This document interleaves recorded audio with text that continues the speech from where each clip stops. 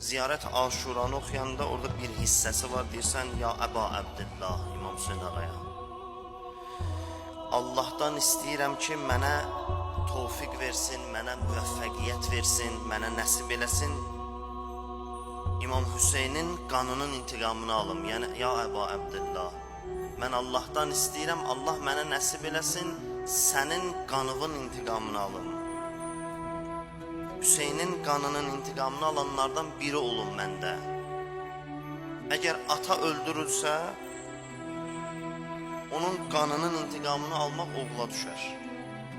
Biz ki deyirik, mən Allahdan istəyirəm, Hüseyn can sənin qanının intiqamını alım. Yəni mən özümü Hüseynin övladı bilirəm. Hüseyni özümə mənəvi ata hesab edirəm. Və Allahdan istəyirəm, mənə tövfiqat versin, mənə müvəffəqiyyət versin ki, mən onun qanının intiqamını alanlardan biri olum.